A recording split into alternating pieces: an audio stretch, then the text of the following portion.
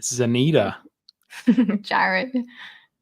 it's that time of week again, our favorite time of week, Record Live, where we get to have interesting conversations about faith and life and church. I love it. It's pretty good. And today we are talking to you about one of your articles. No, No. don't flip the script on me now. We're talking to you, Zanita, about an experience that you recently had, a travel experience. Now,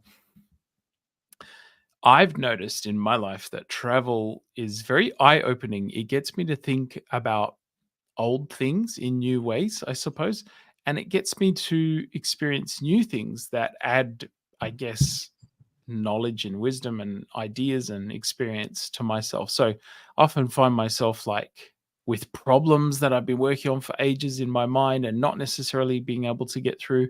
But when I'm traveling or when I have that different um, space, I'm able to work through challenges in a different way. So um, you've written something about some travels that you've had. First, I want to know where you went and what the experience was like. I think many of us may be listening, watching at any point this broadcast may not have experienced going to the place that you traveled to, and so just tell us what it's like a little bit. Set the scene for us. Yeah, so it wasn't super recent. It was probably almost a year ago, a little less now. But my family were on a massive trip through the Middle East and kind of like the Bible Lands areas, and they were going to Morocco for like their last stop. So they invited me along for the last few weeks of their time in Morocco, which Morocco was never at the top of my list to go, but I was like, oh, this will be a cool experience, like to go away with mum and dad. So I'm really glad I went for that reason. But I feel like when people go overseas, they're like, this was the best place ever. You got to go. Morocco for me was honestly one of those places where I was like, it's all right. Like, it's not my favorite place, but it is still really interesting. And I think everywhere you go, even if it's not your favorite place, like you can still really learn from other cultures and just from how other people live their lives in such different, I guess, like ways. And so, yeah, Morocco was just, I guess, an interesting place to observe. It was interesting just to see like how they live, because they do live very different to us. And yeah, it was just interesting to observe and to interact with the people and just hear their opinions of like their own culture and the way in which their people live. So yeah, I guess the trip was kind of wedged between a few other events. That's why I've kind of written it now, because I've just been continuing to ponder on things from that trip, and there's been things after that have kind of made me think about it more. So that's why it's come out a bit later. Tell me about the sights, the sounds, the smells. Like, what is Morocco like? Because I've never been there, and I'm assuming many people have not. Tell us a little bit about it. Set the scene for us. Yeah, it is. Like, it depends which region you're in, but typically it is quite colorful. There are a lot of like spices and herbs. Like there's always like a mezina or a main part of the town, which is kind of like what you typically see in the photos, like all the mazes of shops and things. And you'll see like donkeys everywhere just walking around the streets and stuff. And I guess this is one thing that's not specific to Morocco, but you do hear a lot of prayer calls, which I've heard prayer calls also in countries like India and Turkey have a lot of them. Yeah, there's various places that have the prayer call, which happens like 5 times a day, I believe. And so that's something that I actually really love. Whenever I'm in those countries that has it, some people find it disturbing, and some people will look for accommodation that is like far away from a mosque so it doesn't like disrupt them or wake them up. But I think it's such a beautiful thing to have this like call over the city. And I think because it's in another language as well, it just makes it more like, to me, it just sounds really beautiful. Like I quite like listening to like foreign music.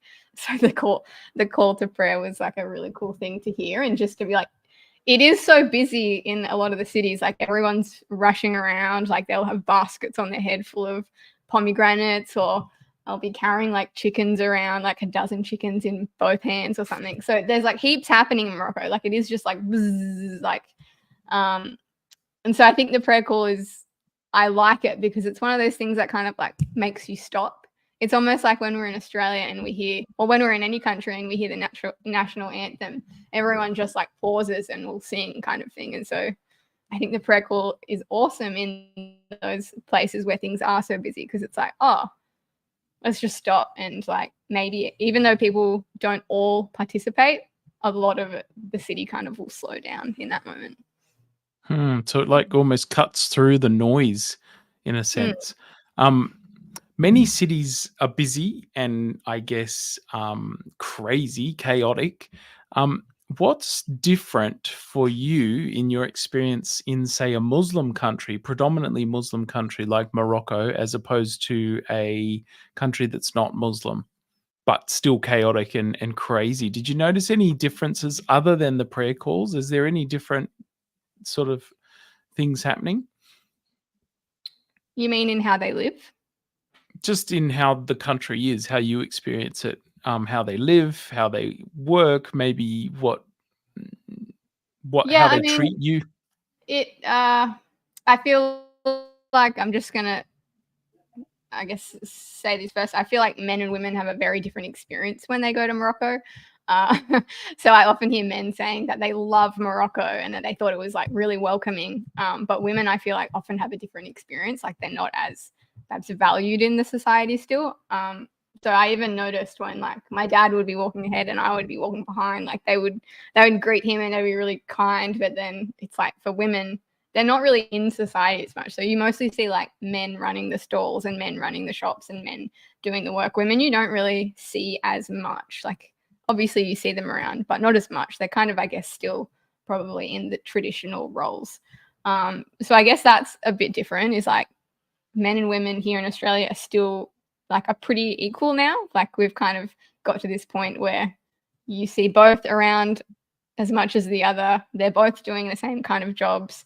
Um, I would imagine if someone came to Australia, they would be treated pretty well the same by both males and females. But yeah, so I guess that's something that's a bit different as well, just the I guess the gender differences.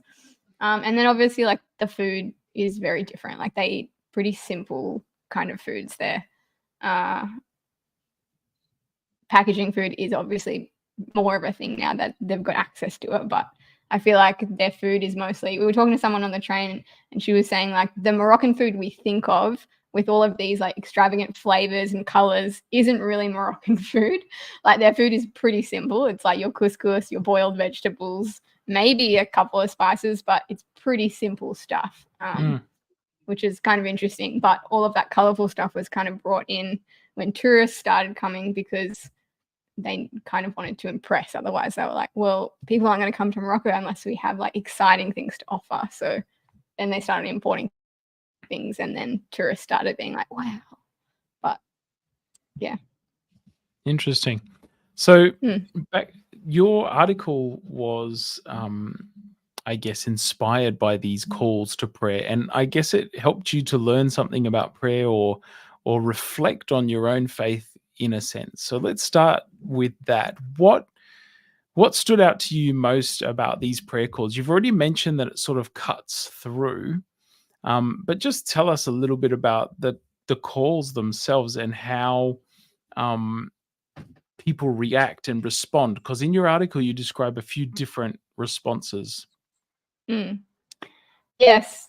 So my mum and I actually noticed one morning that the first prayer call of the day was very repetitive. So it was only repeating like like one sentence over and over. Whereas the other ones, it wasn't so much like that. It sounded like they were saying almost like a poem. The one in the morning basically just repeats praying is better than sleeping, praying is better than sleeping over and over and over again. And it kind of encourages them to get out of bed and to pray. Now, I'm sure not everyone is like enthusiastic that is partaking in these prayers about that. Some are probably like, oh, do I have to? Or some probably just turn over. Like, I'm sure that happens. But I was talking to one of the locals in Morocco about these prayer calls, and she didn't partake in them. And she was kind of like, oh, it's just what they do. Like, it doesn't really matter. She was pretty like blasé about it, even though she is a Moroccan. And but then you see other people and you hear other people talk about it and they're so passionate about it, and for them it's like the best thing ever and they're so committed to it. And so it's just kind of this like different perspective. And you also see tourists who are like, this is beautiful, and then you see tourists who are like, this is so annoying, like and they put in their earplugs or whatever. And so I think I was just reflecting. I've had a friend, and I might have mentioned this in one of our podcasts recently, I've had a friend recently I guess take an interest in God, and she's been going to all these different churches, and she's had a lot of people, when she's told them that she's going to a one Adventist church, when she's told them that, they've been like, oh, be careful, like they're very hard on their rules. They're kind of like the Pharisees. If you don't do what they believe, then they'll kick you out, kind of thing. Like she's had a lot of harsh opinions on the Adventist church, which I think is just interesting, because you and I would probably say, oh, the things that we do that make us unique, like we think they're really beautiful, but we probably also know people who are quite judgmental about them, or who enforce them, or who judge people quite harshly. And so it's kind of understandable then why some people are like, oh, that's just what they do, or oh, you don't really need to do that. Like you don't need to go to the mosque 5 times a day. But some people, that might be what's expected of them, or some people, they might be judged if they don't. And so I think I was just kind of reflecting on like the way in which we do things. Like we can have these beautiful things, but they can kind of be tarnished if we do them like with the wrong posture or with the wrong heart, or if we do them in a way that makes it look like it's a chore. And so I guess that's what I was kind of reflecting on in that article. It's interesting. I think as Christians, we face the same challenge. Prayer is better than sleeping. That phrase sort of does stick out, because it's like you can set an alarm as a Christian, which will wake you up to do your devotion time, your prayer or Bible reading or whatever. And it's very hard sometimes, especially in different seasons of life. I've got really young kids that are often up in the night or restless or sick. And so then when it comes to getting up in the morning to do something like this, it's like, oh my goodness, it's so hard. But, you know, that's a challenge in and of itself, just that phrase. I was thinking when you were saying it's repetitive, it goes over and over. I was thinking of an alarm clock. It's just incessant, What it is, yeah. It's the people's alarm clock, but instead of just a mindless droning sort of noise, it's actually a reminder, or it's a principle, there's a principle in that phrase, prayer is better than sleeping, that I guess if you're used to it, you probably don't think about very much. But if it's new and fresh, it's like, oh, hang on, that pauses me to think for a minute. Is prayer better than sleeping? Are you genuinely asking me that? I think so, yeah.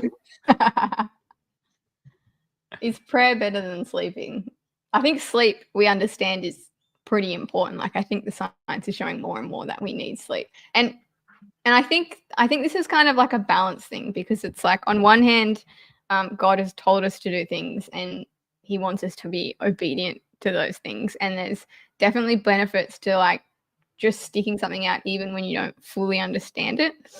On the other hand, I think when we get in that, when they become like habits that we just monotonously do and we don't really think about them, like they just become our norm, then I think sometimes we can lose, we can miss the point a bit. It's almost like I think there's an example of this in the Bible where I think it's the Pharisees are saying,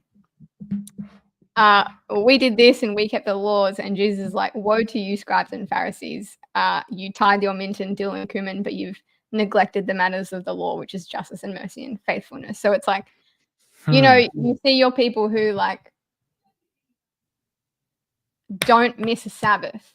And I think that's on one hand really great, but then you see them carrying it out in this way of that person keep the Sabbath, and you see them live, I guess, in this way that doesn't look very like they don't have a spirit of like restfulness to them. If anything, they've got like a spirit of anger and judgmentalism, or like they can come across as like quite harsh, I suppose. And so I guess it's like, yeah, we do want to do things that God tells us to, but I think we also want to just like often take the time to step back and reflect on why are we doing this, and like, are we doing this in the way that he intended us to do this? This is such a challenging conversation because, no, because, I think generationally we often react against or respond to what our parents did or what our grandparents made us do. And so, for example, it might have been rigid religious Sabbath keeping or certain times of prayer. I imagine in Islamic society, it's like there's people that are like 5 times a day. You've got to stop. You've got lots of rules around that experience. And so it's easy to throw out the baby with the bathwater then and to take, what Jesus is saying there and go, well, I don't need to fast anymore. We had the conversation about fasting a month or two ago. Um, Yeah. Maybe I don't need to pray because it's not about the time I spend or how often I do it, but it's just about having a good relationship. But Mm. I think the intention behind some of these rituals, and I'll be interested to hear your take on this, but when is it that actually mindlessly doing the rituals actually leads to faithfulness, actually does sustain and bolster our faith, where we could lose our faith if we actually lost the ritual or the practice of it? Do you know what I'm saying? Like, um, maybe the habit of Sabbath attendance, we don't always feel like being at church on Sabbath, but actually doing it and Mm. sticking it out maybe sets an example for our children that church is important, or maybe, has unexpected things that go with it. So I'm interested in that interplay between practical faith, living it out, getting something out of it. I'm reading my Bible to get something out of it. I'm reading my Bible to pray. I'm praying to hear from God. I'm praying to have an experience with God. And yet I know from my own life, there's seasons where I don't hear from God. God Yeah. feels far away. The Bible's not making any sense. Is there value in sticking it out and giving myself a set time each day and making myself do it, because the ritual is the thing that keeps me? We had an article recently about I don't keep the Sabbath. The Sabbath keeps me was I guess the thesis statement, the end result. Like, this guy was like, yeah, Sabbath is Mm. hard sometimes, but actually the Sabbath is what keeps me sane. So yeah, I'm interested in that interplay between ritual, 5 times a day you've got to pray, and how helpful that can be in actually passing on traditions, passing on faith to generations, keeping us connected to the faith when we're in our low points in time. Yeah, sure. Yeah, I guess I would say I'm not suggesting that people stop doing these things uh, because it's not having a benefit, or because they're doing it with the wrong heart, or because they're becoming bored of it. Like, I think like you said, it's like God has asked us to do some of these things, and so a lot because we kind of like trust that He knows best, and that there's like deeper wisdom than we understand. I think what I am mainly talking about is like maybe becoming a bit more attuned of like looking at the things that we do. Like, for example, the things that set us apart as Adventists in terms of like our practices is like obviously the Sabbath. Our health message sets us apart. There's a bunch of things like prayer isn't really exclusive to Sabbath. I mean, to Adventists, obviously, but there's a number of things like that I guess we do that other denominations don't do. And even the things that other denominations do, I guess it's just like looking at those things and being like, if I'm feeling, if I'm not really feeling like this, if there's tension here between me waking up and praying in the morning or me waking up and reading the Bible, like, why is that? Like, why am I not wanting to do this? And like asking yourself those questions, or why am I reading the Bible? Or why do I keep the Sabbath? Like, what was it meant for? Like, why did God create this? And I think sometimes in the church, there's like very rigid ways of doing things. So, for example, an hour in the morning, like opening our Bibles, and then like Saturday, it's kind of like we wake up, we go to Sabbath school, we go to church. Like, that's kind of like how it's done. And so I think sometimes, like, for example, like, I'm not suggesting people just don't go to church, but sometimes, like, on a Saturday, what might be restful for you is to actually like not go into community and to take time in solitude, or to like do something that really will help you grow closer to God, not just you like ticking the boxes because you feel like oh, I should do this because this is what's expected of me and this is what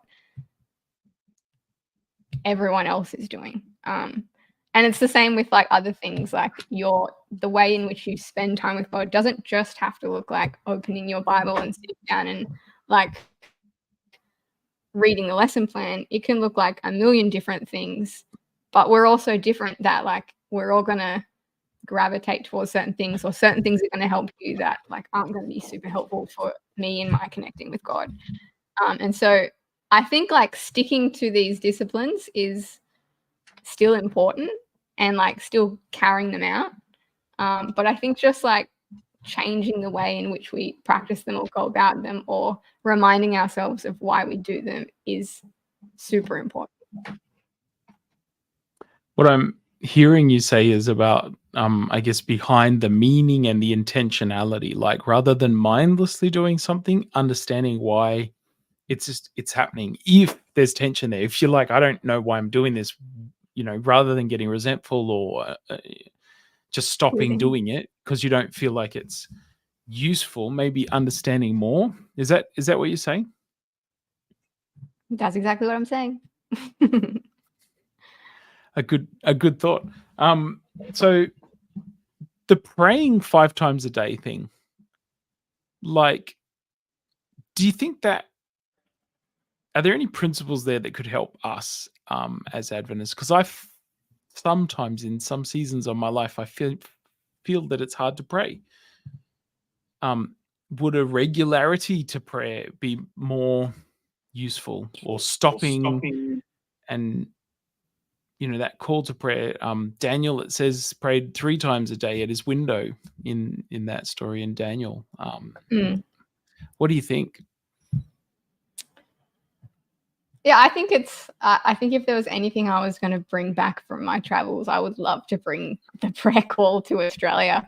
Not necessarily enforce that we all leave our workplaces and go to the nearest church or mosque 5 times a day, but I think it's awesome that they have this call blast over the entire city that reminds people to just like pause and to pray. And like, I think it just gives opportunities for like us to like remember our place in the world, to remember that we have a creator, to be grateful, to pray for others. Like, there's all sorts of different things that we can go to prayer about. And I think so often for us, we just get like caught up with our to-do list, and we don't have that like blasting call over the city that like kind of brings you back and reminds you of like what's important. And so I don't know. I mean, I guess it would be interesting to like trial. Hey, Jared, why don't you set an alarm 5 times a day to just like remind you to? Like, I don't think that's a bad thing, but again, I think it depends on your intentionality and your posture. But I think you would probably say, oh, I do want to be praying more for these things, and I do want to be thinking about what I'm grateful for more, and I do want to be praying more for others. And so setting an alarm could be helpful. I know someone else, he has like a notepad in his like shirt pocket. It's just like one of those little tiny ones, and he just writes down people's names who like he's need prayer, like whatever is going on in their lives, he'll just like write it in his thing. And then he's kind of got into the habit, instead of when he's in the checkout line, instead of grabbing his phone, he'll just grab this list in his pocket and he'll like in his mind just silently pray for them. Or instead of just like reaching for, your device, because we do that so many times a day, he'll often just like pull out that, because he's got a spare 5 minutes, and he's just, I guess, gotten to the point where he's like, this is more important than like me scrolling on Instagram or whatever it is. So let's bring in the prayer call. I think it would be interesting. I think it would probably be a benefit. An interesting idea. Set an alarm 5 times a day. What I was thinking you were going to say is, let's grab the nearest Adventist church, install some loudspeakers, and play I love it. We Have This Hope out across the the neighborhood 5 times a day. Yeah. So we often ask the question, what can we practically take away from this conversation, Zanita? You've given us an example, like, hey, maybe do your 5 times a day prayer. Is there are there principles that we can take with us this week we're not in a society that reminds us to pray. And in many ways, we're all part of a faith that has certain rituals, but many of those rituals are declining or diminishing. There's studies on family worships starting to not happen in most households. Um, Many people are no longer studying the Sabbath school lesson. And, not to judge that, but I'm just saying our rituals are somewhat declining statistically. We're seeing that. So, what kind of practical ideas could we take away from this conversation? Should we be developing or designing new rituals that fit our modern lives that will give us this anchor point? Mm. I like the word that you said before, which was intentional. Hmm. I think most people listening to this will probably be Adventist, or Christian, or something like that. And I think we probably all already have like Christian practices in our lives, or we at least know of them. And so I think something that would be like helpful for people is to just be like, oh, what are the things that I'm doing that I'm not enjoying, or that I'm finding really difficult, or that I keep procrastinating on, or that I've just kind of dropped because I don't even know why. And just look at those things and like remind yourselves of why you ever did them, or remind yourself of why God created them. And kind of come back to that reason, like the why, because I think that's really important. I think when we forget that why, that's often when it becomes like a bit of a drag. And so I think I was listening to Mary Ellen, our previous co-host, on, I think it was the podcast we did on Science Radio about the Sabbath. And she was saying whenever she starts to feel that way about the Sabbath, she will just start like reading books about it, listening to podcasts about it, and it will kind of like reignite her passion, and it'll remind her of why she started doing that in the first place. But yeah, I think just like a good thing for people to do is just to start like asking themselves those questions, and then like asking other people, oh, how do you do this? Or do you like just having those conversations about these different things that we do? I think it's probably a good, simple starting point. I like it. Let's be more intentional this week about how we live out our faith and how we incorporate that into our everyday life. The other thing for me, I guess the takeout is it is everyday life there. It happens every day. It happens 5 times a day. You can't escape it. The call goes out throughout the city, and you hear it wherever you are. So it's really incorporated into their everyday life. So maybe some of our rituals and some of our things could be much more a mainstream part of our lives as Christians in the world that we live. Hey, Zanita, thanks for sharing some of your experiences today, some thought provoking ideas that you've left us with. It's been good And to be on here. yeah, we will see everyone again next week. God bless.